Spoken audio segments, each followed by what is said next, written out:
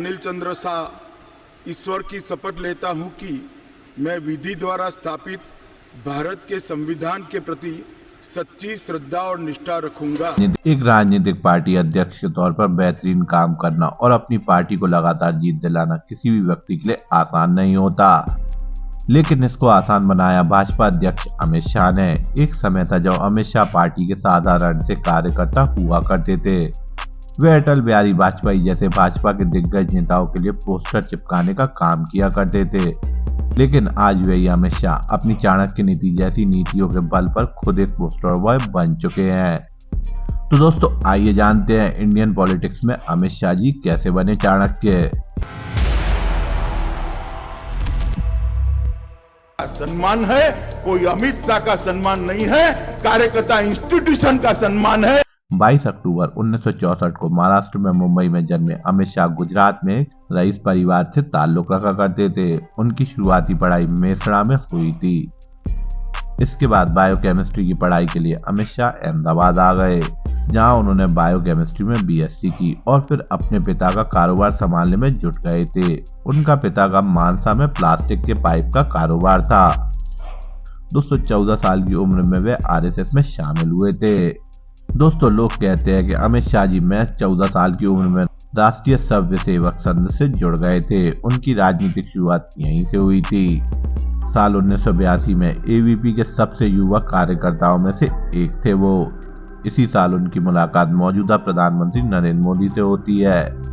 उनके काम से प्रभावित होकर संगठन ने उन्हें उसी साल अहमदाबाद का सचिव भी बना दिया।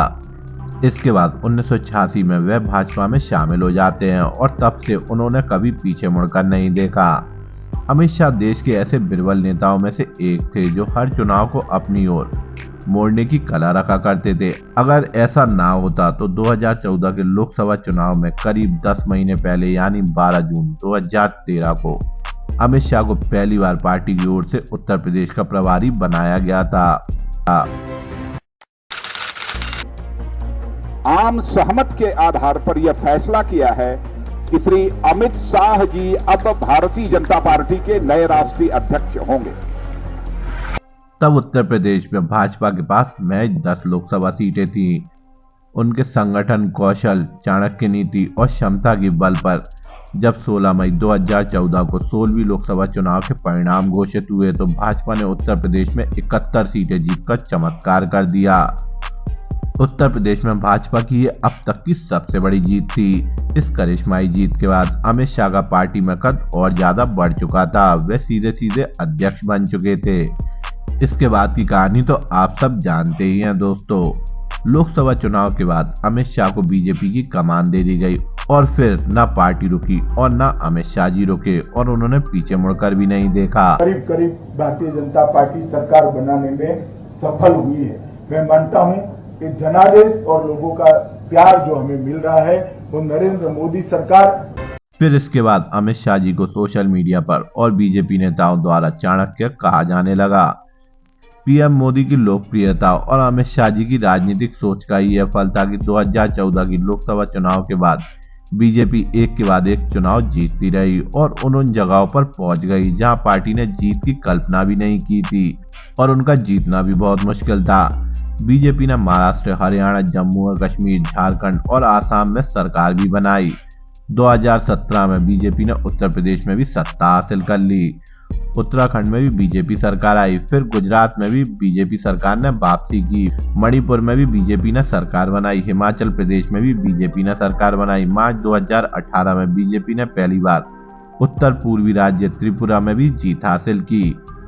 फरवरी 2020 में टाइम्स नाउ समिट के दौरान जब अमित शाह जी को चाणक्य बुलाया जाने लगा तब उनकी प्रक्रिया कुछ यूं रही। उन्होंने कहा, मैंने कभी भी दावा नहीं किया कि मैं चाणक्य हूँ और ना ही मैं कभी उन जैसा बन सकता हूँ, क्योंकि मैंने अपने जीवन में उन्हें अच्छे से पढ़ा है और मैं उन्हें अच्छे से समझता भी हूँ।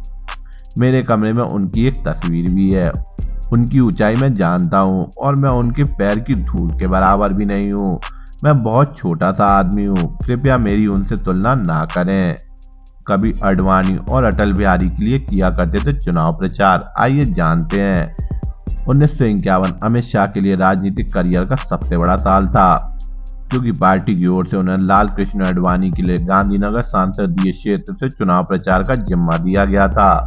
उन्होंने अपनी इस जिम्मेदारी को बखूबी निभाया था। इसके बाद साल 1996 में शाह ने पूर्व प्रधानमंत्री अटल बिहारी वाजपेयी के लिए भी चुनाव प्रचार किया।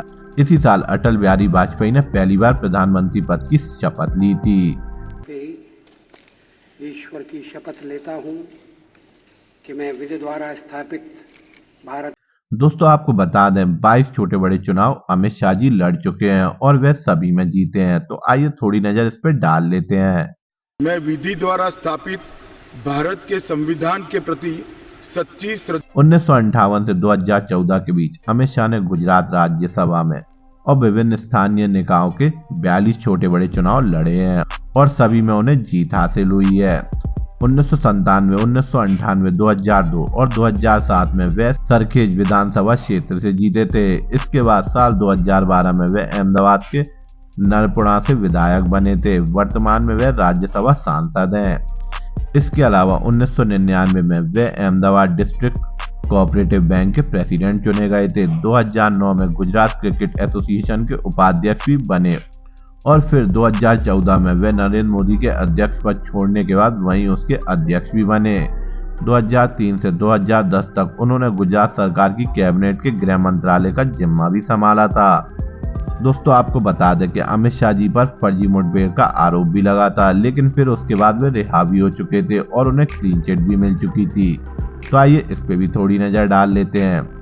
अमित शाह जी ने अपने जीवन में खूब उतार चढ़ाव देखे हैं। अमित शाह तब सुर्खियों में आए जब 2004 में अहमदाबाद के बाहरी इलाके में कथित रूप से एक फर्जी मुठभेड़ में इशरत जहां, जीशान जोरा और अहमद अली राणा के साथ प्रणेश की हत्या हो जाती है।